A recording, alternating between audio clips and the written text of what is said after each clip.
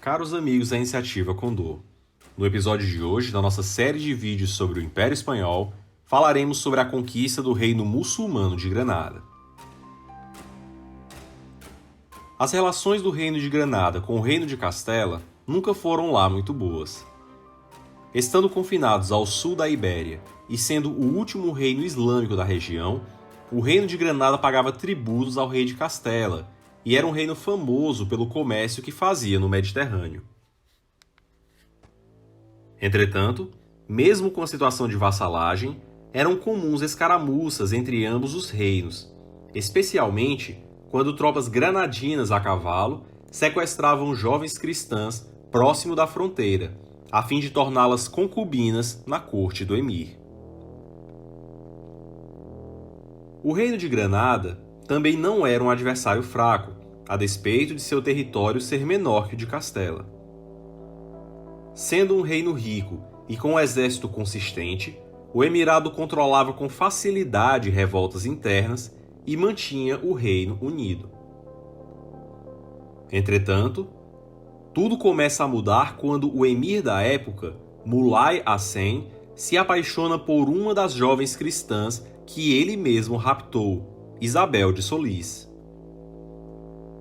Isso foi um divisor de águas dentro do reino, já que para os islâmicos era também inaceitável que o emir desposasse uma esposa cristã e que dissesse que o seu filho com ela seria o novo herdeiro da coroa.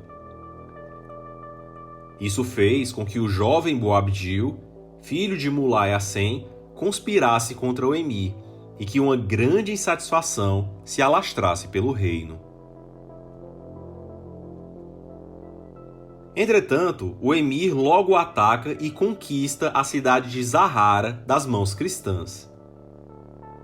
A tomada de Zahara era também uma forma do emir demonstrar força, tendo as escaramuças com os cristãos com a justificativa para o feito. Entretanto, no tempo em que os ataques começaram, havia-se passado apenas 2 anos da coroação da nova rainha de Castela. A situação em Castela já era bem diferente da época do frágil rei Henrique, com Castela e Aragão agora sob o reinado de Isabel e Fernando, que juntos não tolerariam incursões em seus territórios. Assim, começam as movimentações militares castelhanas para responder ao ataque muçulmano. Curiosamente, no entanto, a primeira incursão em território granadino foi a de Rodrigo Ponce de León, duque de Cádiz, que, em uma heróica entrada no território, captura a importantíssima cidade de Alhambra. Essa incursão heróica, entretanto, não agradou ao rei Fernando, tendo em vista ter sido pouco planejada. Mas Fernando logo trata de fazer com que o nobre rival do duque de Cádiz, o duque de Medina Sidônia, envie reforços para consolidar a nova posição tomada. Isso foi um grande marco, pois demonstrou a união de 2 nobres rivais em prol de uma causa comum, assegurar novos territórios para a cristandade. E depois, o próprio Fernando, para dar exemplo, envia tropas para tentar segurar a cidade. Mas, por ser geograficamente difícil de manter os suprimentos, a cidade acaba caindo novamente nas mãos dos mouros. A tomada repentina de uma das maiores cidades de Granada, entretanto, teve um enorme efeito propagandístico, acendendo o espírito de cruzada em toda a Ibéria. Ainda mais considerando a bula do Papa Sisto IV, concedendo indulgência a quem lutasse e morresse, conquistando Granada das mãos dos infiéis. Porém, um personagem dentro de Granada acabaria por mudar os rumos da guerra. Boabdil, filho de Mulai Hassen, conduziu um golpe de estado interno contra seu pai. No entanto, era um rei fraco, sendo muito mais afeito à poesia e à música do que à guerra. Assim, tentando provar valentia, ele lidera tropas na Batalha de Lucena, onde ele mesmo acaba sendo capturado devido à sua inexperiência no campo de batalha. Entretanto, uma vez capturado, ao invés de manter o jovem emir prisioneiro, curiosamente, Isabel e Fernando apenas selam um pacto com ele e o liberam de volta para Granada. O intento disso era bem claro.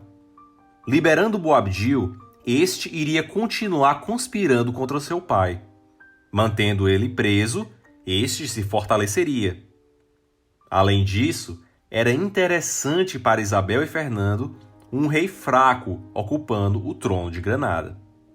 Em 1485, Castela conquista a parte ocidental de Granada, com destaque para a cidade de Ronda, cidade na qual Isabel encontra pela primeira vez com mais de 1.000 cristãos que estavam sendo presos e escravizados dentro dos muros da cidade, conferindo-lhes liberdade. A conquista dessas terras livrara os cristãos da opressão, passando agora a estar protegidos sob o manto da poderosa rainha. No mesmo ano, morre Mulai Hassen, que havia começado a guerra. A briga pelo trono passou a estar entre Boabdil e seu tio El-Zagal. Em 1486, é a vez de Loja e Moclin caírem em mãos castelhanas. A guerra se arrastava lentamente de cidade em cidade, pois ela foi uma transição da guerra medieval em campos abertos para a guerra na Idade Moderna, sendo um fator decisivo no campo de batalha o uso da artilharia de canhão, com as tropas cristãs bombardeando os muros das cidades até conquistá-las. Além disso, a guerra se desenrolava pela primavera, verão e outono, interrompendo-se no inverno. No ano de 1487, Castela conquista a cidade portuária de Málaga, que na época estava controlada por El-Zagal, tio de Boabdil. Málaga era o grande temor de Castela, por ser uma grande cidade portuária. Tendo um grande porto, era plenamente possível que tropas do mundo islâmico do norte da África entrassem em uma jihad, desembarcando no porto e assim acontecendo uma nova invasão muçulmana da Ibéria a qualquer momento. Entretanto, Aragão, um reino que tinha uma grande presença no Mediterrâneo e uma experiente marinha de guerra, promove um bloqueio naval à cidade de Málaga, que passou a ser bombardeada até se render. A presença pessoal dos reis católicos no teatro de operações foi algo que também afetou muito o moral das tropas granadinas.